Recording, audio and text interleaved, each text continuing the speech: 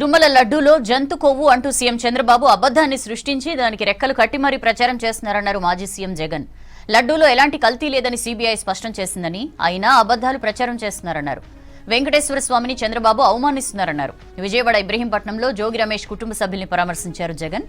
జోగి రమేష్ ఇంటిపై దాడి జరిగిన ప్రాంతాన్ని పరిశీలించారు. జంగల్ రాజ్ విధానాలు కూటమి సర్కార్ కొనసాగిస్తోందని విమర్శించారు.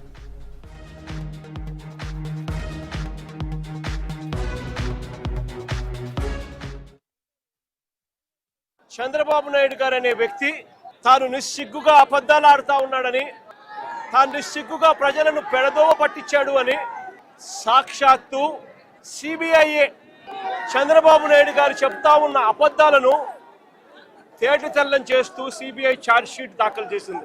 చంద్రబాబు నాయుడు గారు ఇంతకు ముందు వరకు కూడా చెప్తా వస్తా ఉన్నట్టుగా జంతువుల కొవ్వు కానీ, గొడ్డు మాంసం కొవ్వు కానీ, పంది కొవ్వు కానీ, చేప నూనె కానీ కలిసింది నూనెలో. అటువంటి మాంసాహారం కలిగిన ఆ నూనెను లడ్డూ తయారీలోకి వాడి వెంకటేశ్వర స్వామి భక్తుల మనోభావాలను దెబ్బతీసే విధంగా చంద్రబాబు నాయుడు గారు అన్యాయమైన దుష్ప్రచారం చేశాడు.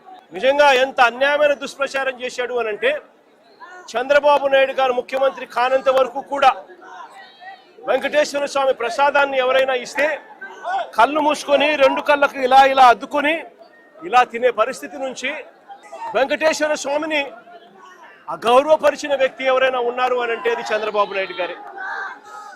వెంకటేశ్వర స్వామి ప్రసాదాన్ని, ఆ ప్రతిష్టను దిగజార్చిన వ్యక్తి ఎవరైనా ఉన్నారు అని అంటే అది చంద్రబాబు నాయుడు గారే. ఒక అబద్ధాన్ని క్రియేట్ చేసి, ఆ అబద్ధానికి రెక్కలు కట్టి, ఆ అబద్ధాన్ని దుష్ప్రచారం చేసి కేవలం రాజకీయాల కోసం దేవుడిని కూడా వాడుకున్న వ్యక్తి ఎవరైనా ఉన్నారు అని అంటే ఈ ప్రపంచంలో అది ఒక చంద్రబాబు నాయుడు గారు మాత్రమే. నిజంగా సిబిఐ ఇలాంటి చంద్రబాబు నాయుడు చేస్తా ఉన్న ఈ అవాస్తవాలన్నీ, చంద్రబాబు నాయుడు గారు చెప్తా ఉన్న ఈ అబద్ధాలన్నీ కూడా అబద్ధం అని చెప్పి తేల్చింది.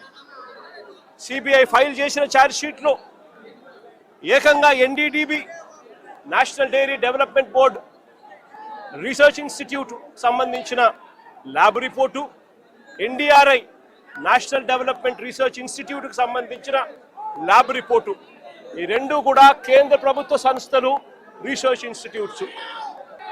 వీళ్ళు చేసిన శాంపుల్స్ అన్నీ కూడా, ల్యాబ్ అనాలిసిస్ అన్నీ కూడా చంద్రబాబు నాయుడు గారు ముఖ్యమంత్రిగా ఉండగా, చంద్రబాబు నాయుడు గారు టీటీడీ ఈఓ, చంద్రబాబు నాయుడు గారు మనిషి టీటీడీ ఈఓగా ఉండగా చంద్రబాబు నాయుడు గారి హయాంలో సేకరించిన ఈ నమూనాలు ఇవి సిబిఐ వాళ్ళ ఆధ్వర్యంలో ఎన్డీడీబీకి, ఎన్డీఆర్ఐకి పంపించి ల్యాబ్ రిపోర్ట్లు అక్కడి నుంచి వచ్చి ఆ ల్యాబ్ రిపోర్ట్లలో నిర్ధారణ అయింది ఎటువంటి జంతువుల కొవ్వు లేదని, ఎటువంటి గొడ్డు మాంసము కొవ్వు లేదని, ఎటువంటి పంది కొవ్వు లేదని, ఎటువంటి చేపల నూనె కూడా కలవలేదు అని చెప్పి సిబిఐ ఏకంగా ధృవీకరించి సర్టిఫై కూడా చేసింది.